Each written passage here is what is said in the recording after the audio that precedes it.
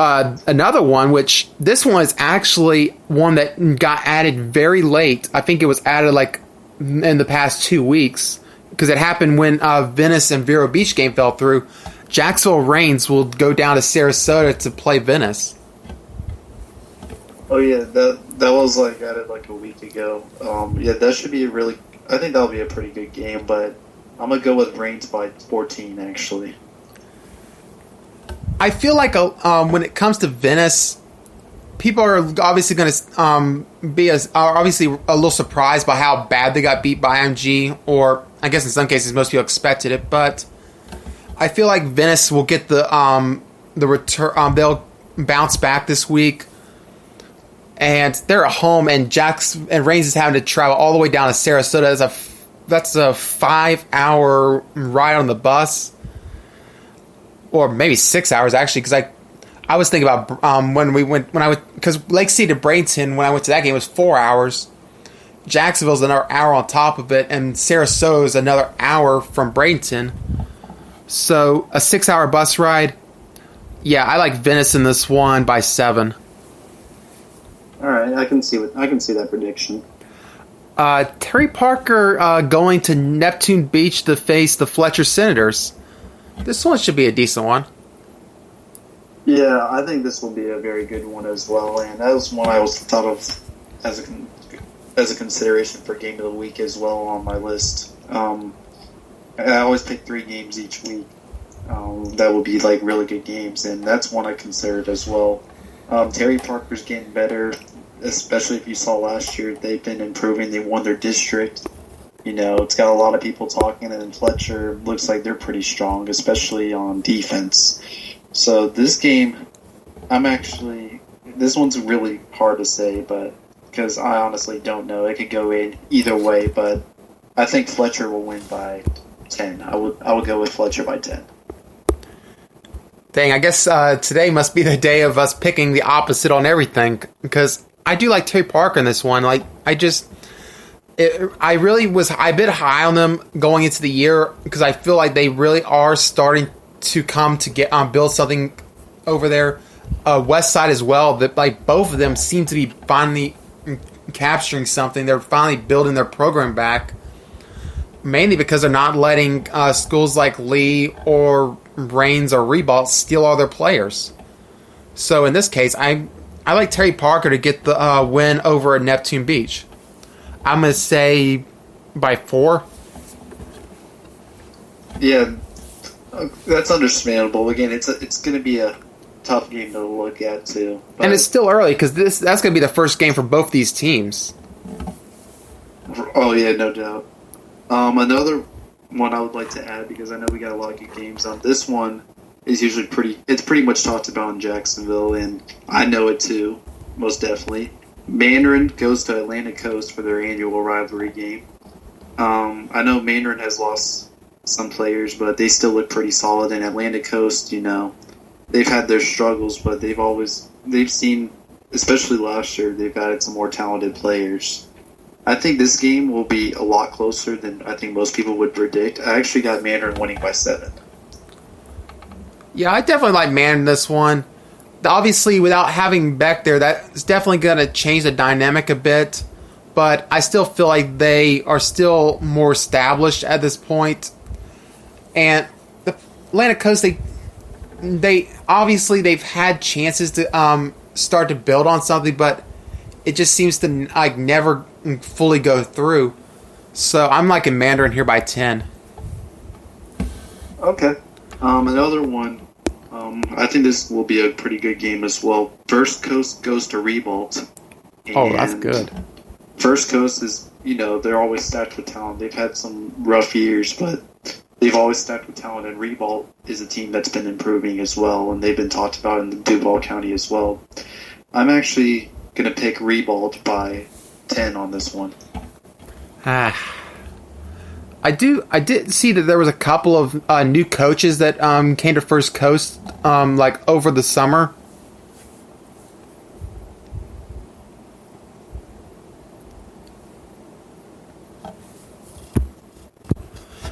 So yeah, with First Coast, they seem to be a team that I think they did pick up a couple decent players in the offseason, as well as a couple coaches that I could tell that moved around to coach there this year. Reebok, they still have to build back a bit because they really, the biggest problem with Reebok seems to be just stability. Like, we saw the whole mess last year where the coach got basically pushed out, and then the year before was with that uniforms not having helmets or whatever. It just feels like Reebok's just not really a stable program. That's probably what's holding them back right now, because they have talent, but when you have no stability, talent's only going to take you so far. So I like First Coast in a close one. I'm going to say by 3 here. Alrighty. Another one I want to add to the list, and this one's definitely a big deal as well. And I think now it would be even more of a bigger deal because these two teams are closely equally talented. Bartram Trail versus Creekside in their annual Northwest St. Johns County game. Nice. Creekside looks like they are starting to get stronger as well. And Bartram Trail is still going to be really loaded on offense and defense both, and they have a spectacular coaching staff. But in spite of all that, I got Bartram Trail winning by 14. The quarterback battle of Plummer versus Marsui. I like Bartram Trail and Marsui here. I'm going to take Bartram by 21. I just feel like they're going to be, along with Oakleaf, I see Bartram as probably the biggest threat in AA North with Oakleaf. Yeah, Bartram Trail's definitely one of the top dog teams this year, and they are just loaded everywhere. They have really great players, and it should definitely turn out to be just a really interesting game. Who does Lee play this week? They're off this week, okay. I believe. When they play, one, they might play Reebok next week, if I'm correct, because I thought that was their first game. Yeah, Lee's got a bye week according to the schedule I'm looking at on here. Another one, the Battle of the Bridge. Nice, Ponte Vedra plays at Nice. I know this rivalry's been kind of lopsided the last few years, but it usually brings out a huge crowd, and it's just a very prideful game. Ponte Vedra's supposed to be pretty strong again this year, it looks like. At Nice, they're doing everything they can to rebuild. They got a pretty good coaching staff as well now. I'm going to go with Ponte Vedra by 17. Yeah, I'll take that too. Nice. I've heard that they were supposed to slowly start building themselves back up, but I'll believe it when I see it. So yeah, I'll take Ponte Vedra by 17 here. Another one, that I'm looking at, Ed White and Pedro Menendez. That game's been talked about as well. It should be a good game, I think. Menendez has been they've been talked about a lot, especially with Coach Kenny Sanchez there now, which has given them more attention. I'm going to go with Pedro Menendez by 14. Yeah, it's almost like, it's kind of weird how that story, like, it got such huge attention, and then within a few weeks, it's almost like it was almost forgotten. But yeah, I like Mendez here. I'll take them by 10 in this one. Oh yeah, another one I'd like to add. This one, it hasn't gotten that much attention, but it's supposed to be. I think will be a good game. And again, I tell these people this week, usually week one, especially in Duval, they have always scheduled really good games, whether it's rivalries or not. But Westside goes to play at Baldwin, and that game I think will be a pretty tough one. Very close, but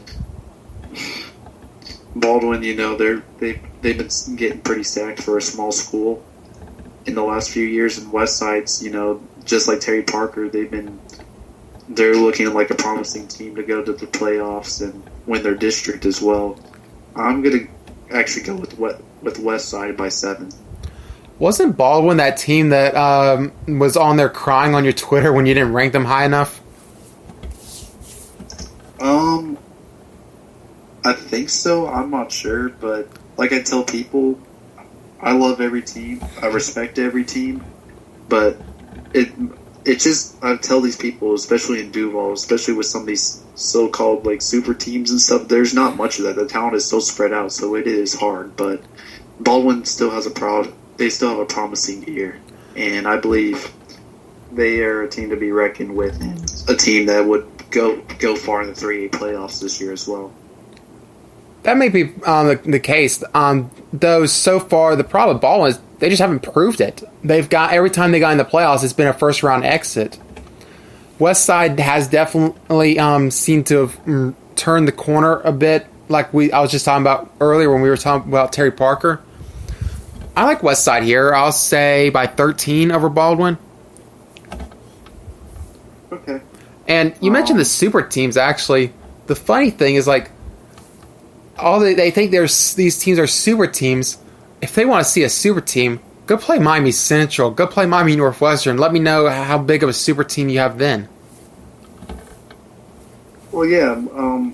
I'm just talking about teams that have been pretty good. You know, they're loaded with talent, kind of like how Bartram and Oakley are as well. Those might be the only two teams right now in Northeast Florida that probably could hang with those two, right? At least in my opinion, right now.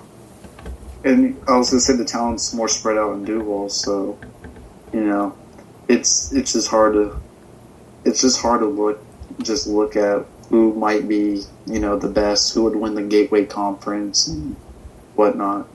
The Gateway Conference does seem to be wide open this year. Another game I'd like to add, which this one I like to spread out some more as well. Another one I'd like to add is out in near the northern Gulf Coast. Chiefland goes to Lafayette, which I think will be a pretty great game. Both are they're good small schools. They're talented, and both teams, you know, I don't think they get talked about them much, you know, in North Florida, but I'm actually going to go with Lafayette by 7 to beat Chiefland. Yeah, I'll take Lafayette there. Yeah, I think it'll be a good game, and there's nothing wrong with small schools, you know, with their talent too. And I know they don't talk about small schools enough, but that's a game that deserves attention as well. There was another game.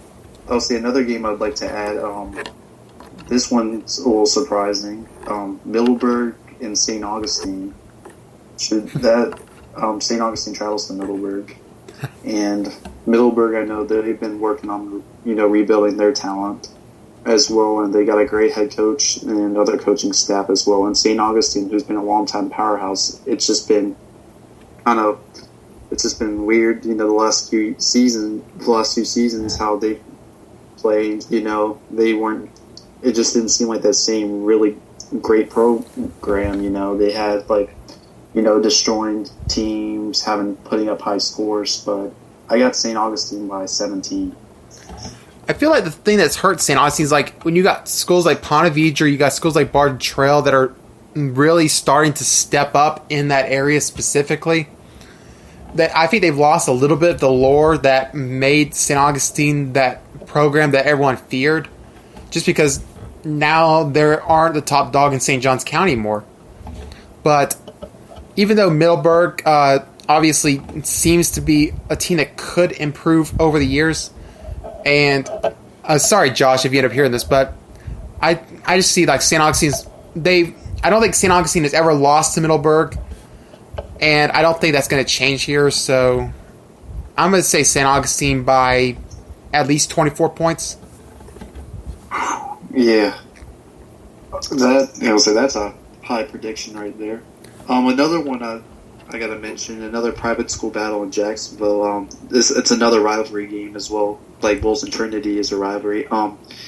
Bishop Kenny hosts Episcopal, which both schools I think are less than 10 minutes away from each other, both on the river. Bishop Kenny, you know, they've had some rough years as well, but they also have a great coaching staff. And Episcopal, you know, they've been really building their reputation as well, and a team to be reckoned with in 3A as well. But I got Episcopal winning by 10. Yeah, I can buy that.